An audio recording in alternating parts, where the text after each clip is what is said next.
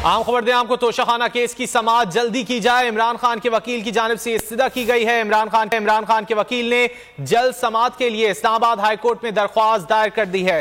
तफसीलात जान लेते हैं डिप्टी ब्यूरो चीफ अली शेर से। अली शेर, बताइए दरख्वास्त में मौकिफ क्या अपनाया गया है?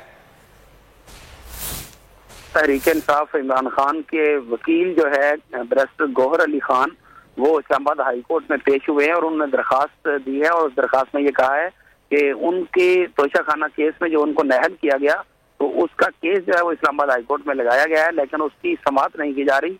इसकी अर्ली हियरिंग की जाए, क्योंकि इसकी वजह से ये समाअत ना होने की वजह से जो वो बाकी हल्कों से जीते थे उनके जो नताइज हैं, उनके नोटिफिकेशन जो है वो भी जारी नहीं कर रहा इलेक्शन कमीशन के काम भी पेश हुए, तो अदालत ने केस की समाअत जो है वो 8 दिसंबर तक मुलतवी कर दी है। ये इब्तदाई समाअत जो है वो chief justice of Pakistan mister justice Aamir Farooq ने की है। केस की समाअत 8 दिसंबर तक के लिए मुलतवी कर दी गई है। बहुत शुक्रिया अली शेर इन तफसीलात के लिए। आगे बढ़ेंगे। लाहौर